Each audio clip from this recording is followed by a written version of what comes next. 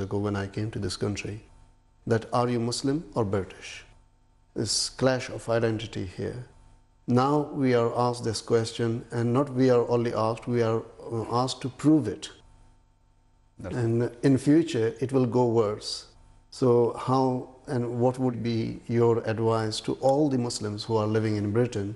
Majority of them are British passport holders. That's a common question asked that in this country, that are you a Muslim first or British first? In India, back home, they ask, are you a Muslim first or Indian first?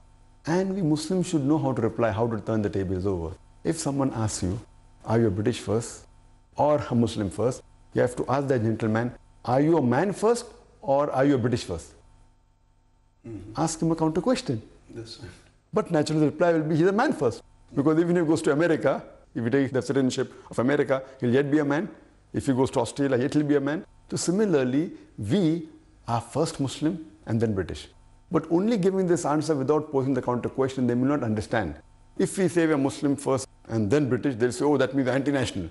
So you have to ask them the question, are you man first or a British first? So just because he says that I'm a man first, that doesn't mean he's anti-British or he's anti-national. And we should realize that we are Muslim first because we have allegiance to our Creator, Almighty God Allah subhanahu wa ta'ala. He has given us this life, this body, all this niyama, all these facilities. So but natural, we have allegiance to Him. Same way, we also have to be loyal to the country. But if the law of country, if a person is a man and a British, but man first then British, if that country, whichever country it may be, if it goes against humanity, that human being will first follow the law of humanity and then that country. Similarly, since we have to lay allegiance to our Creator who has given us everything in this world, our first allegiance goes to our Creator Allah subhanahu wa ta'ala and then to this country. As long as that country doesn't go against the law and guidance laid down by Almighty God, we have to follow the laws of the country. If there's a clash, the law of Almighty God, like a law of humanity, takes precedence to the law of the country.